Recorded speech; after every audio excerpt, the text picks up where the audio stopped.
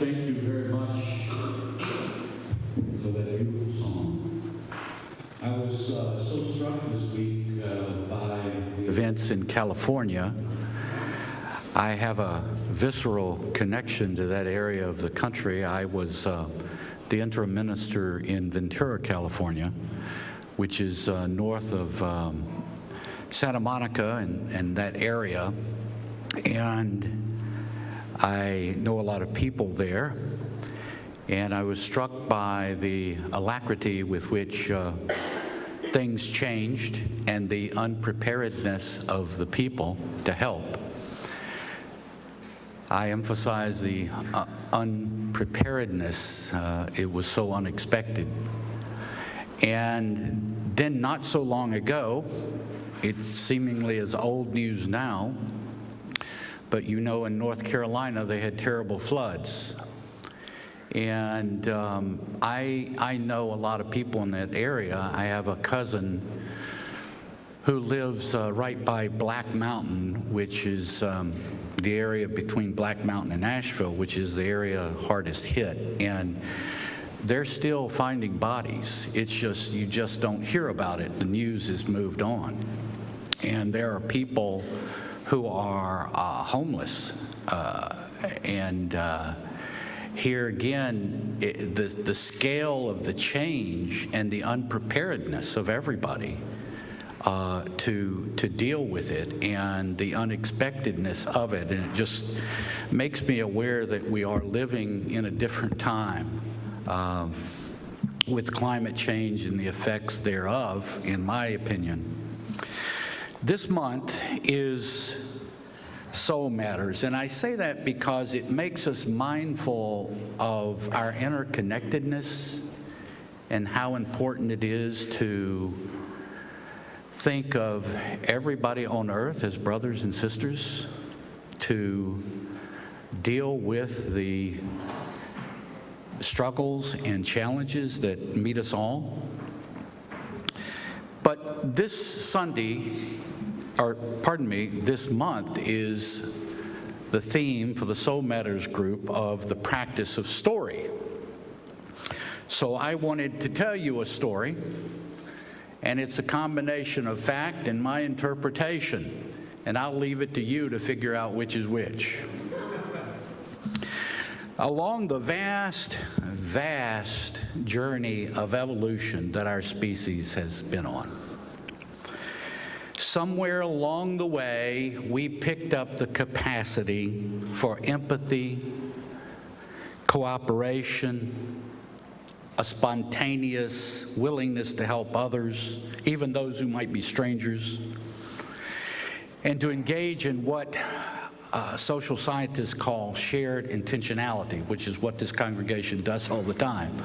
But it's a unique feature, and there are scientists and anthropologists that have studied this issue of how did we become an empathetic species.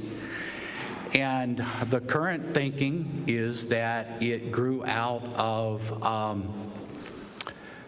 mothers who developed in the direction of being open to having other people take care of their infants.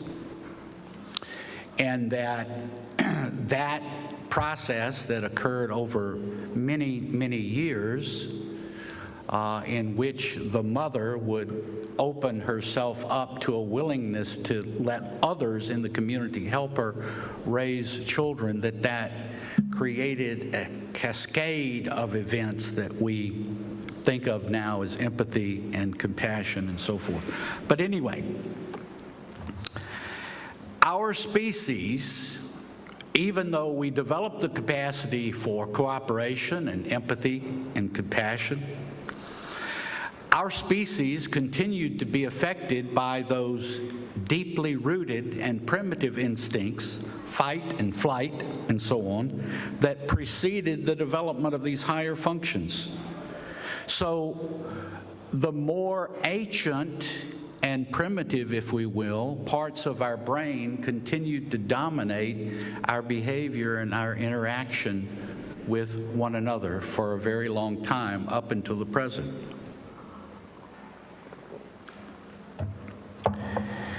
And so, because of that, we see the result.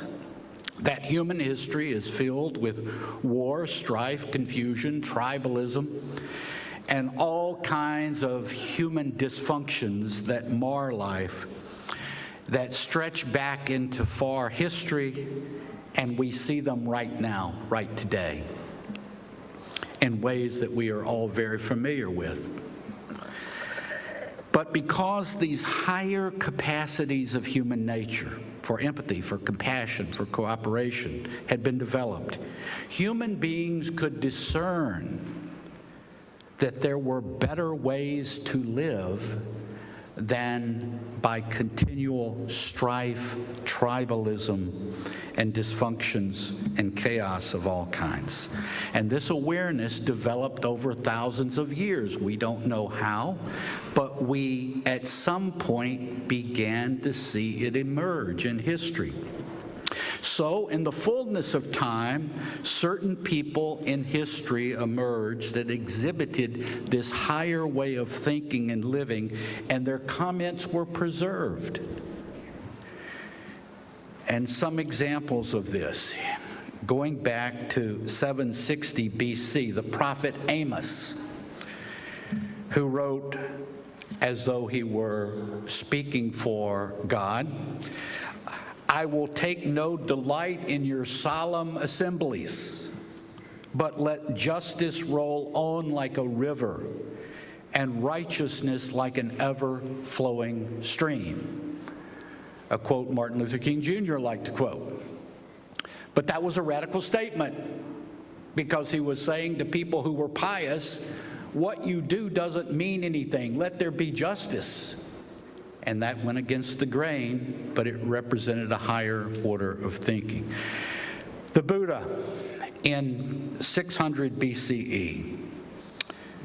Some of the words of his teachings are captured. One of them is, just as a mother would protect her only child with her life, even so let one cultivate a boundless love towards all beings.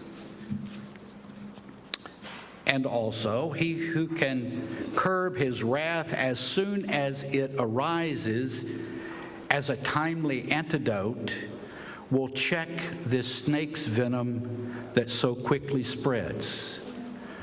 So by use of a metaphor, he compares wrath and anger and resentment with a snake's venom. Higher order of thinking. Confucius, 551, a little bit further along in history. Do not impose on others what you yourself do not desire. And respect yourself, and others will respect you. A higher order of thinking. Socrates, 450. The only true wisdom is knowing that you know nothing. An unexamined life is not worth living. Oh, wow. That's a punch in the gut. The idea that just because you're a sentient being, that's living. And Socrates says no. The unexamined life, the examined life is the one worth living. Jesus said, love your enemies, do good to them, and lend to them without expecting to get anything back.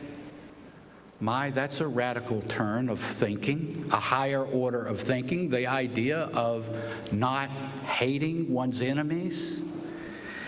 And he also said it is easier for a camel to go through the eye of a needle than for someone who is rich to enter the kingdom of God.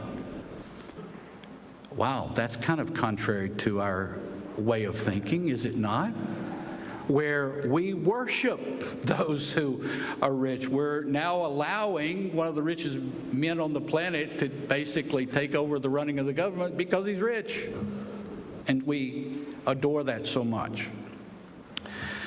Maimonides, a Jewish teacher from 1138, wrote, We each decide whether to make ourselves learned or ignorant, compassionate or cruel, generous or miserly.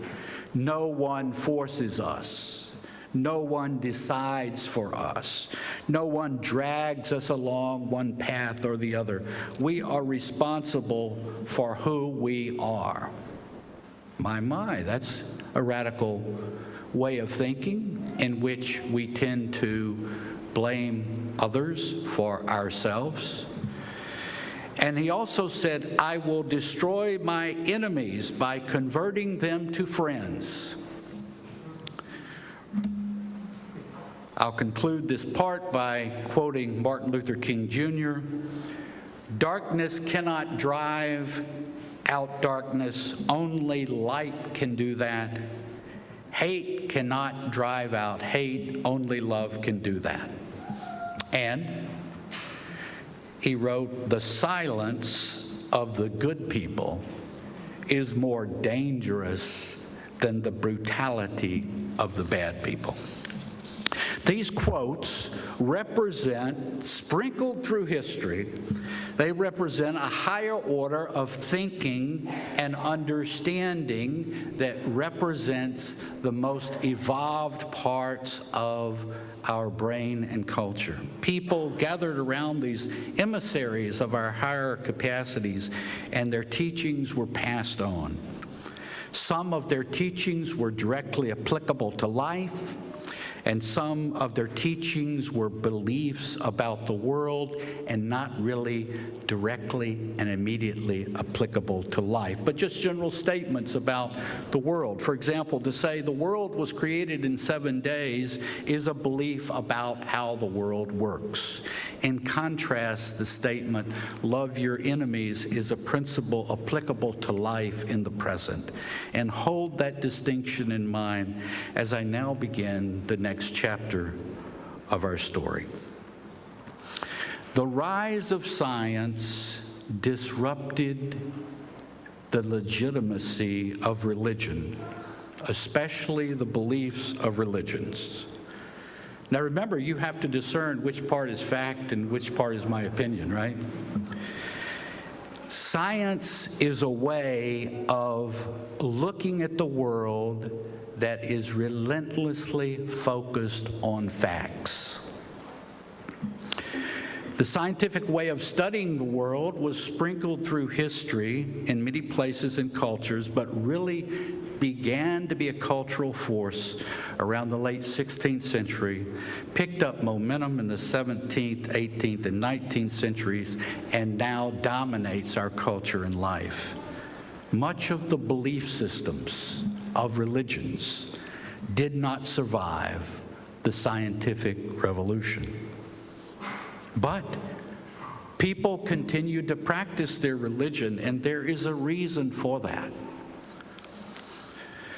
Religion gives people something that they must have: meaning, purpose, hope, resilience, a reason to be compassionate, a reason to believe that life can be joyful and to experience life as joyful, the experience of being valued and valuing others, and on it goes. The needs of people for these things are non-negotiable, and science does not necessarily give those to people. Spiritual practices, prayer, meditation, singing, do a ritual of dropping stones into the water, the reading of sacred scriptures, the gathering of community, and on, was the way in which, through the ages, these needs for hope, compassion, purpose, and meaning, valuing and being valued, were brought to life. If we take an additional step and compare spiritual practices that have passed the test of time with what today's science tells us about what creates emotional and personal and mental health and well-being, and what helps strengthen relationships, we began to make some interesting discoveries. One thing that is unique about the time we live in is that never ever in human history has there been more understood about human nature than right now. And the second thing that is obvious is that there are multiple ways in which science, which tells us about human nature, agrees with things that spiritual practices traditionally have tried to do. There is much research on the value of a wide range of spiritual practices. And a spiritual practice is simply the attempt to introduce into one's life actions and words that will slowly take root in one's life and transform one's life in a positive direction. I would also note that we do already many things that are spiritual practices. The ritual of dropping of stones, of singing a hymn, of being together, of gathering in silence.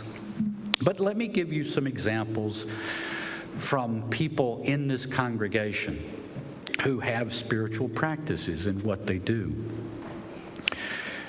One is church member Ruth Hendry, who is right in the back, but you can ask for her autograph later. But she has a daily practice of cultivating loving kindness, compassion, appreciative joy, and equanimity. And appreciative joy, by the way, is being able to appreciate the joys of other people as well as oneself. This practice involves directing loving kindness to, number one, ourselves. Number two, a close friend. Number three, an acquaintance, somebody at random who we happen to know. Four, an enemy or difficult people. I know none of you have enemies, so you can think of probably some difficult people. Number five, all sentient beings. So then the practice involves directing compassion towards ourselves, towards a close friend, towards an acquaintance, towards a difficult person, towards all sentient beings, and so on through each of the courses. We also have another member of the congregation, Lisa Jacobs, who has a different orientation. Ruth's orientation is based in Buddhism, in that tradition. Lisa Jacobs has a practice that's based in earth-centered spirituality, and one of the things that she does is she chooses a place that she can visit easily from her house. She sets up a chair or finds a comfortable place to sit in this familiar place. She then focuses on opening her senses and her observation, her ability to observe. She listens to the birds, she feels the breeze, she watches the bugs crawl in the grass. She will come back day after day over the seasons, following the rhythms of nature and the changing lives of the beings around her. And she says that she begins to notice which plants and animals have relationships. She begins to notice where the bird flocks go to perch, what kinds of insects inhabit a particular flower, and on and on. And so slowly, she says, one learns one's particular place in one small corner of nature, and the interconnected web of life is no longer an abstract thing, but clearly visible right around you all the time. There are also very simple ways to practice spiritual exercises. One example of this is to try to train yourself not to be reactive to people in an emotional way. Have you ever had anybody that irritates you or upsets you at all? Has that ever happened to you? And we tend to don't swat him. We tend to react to that person emotionally, but wonder if we developed a practice of saying, I don't think I'll be emotionally reactive.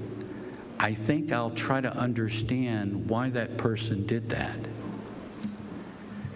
For example, if someone makes you mad or sad or outraged, practice not reacting the instinctive way of with your emotions, but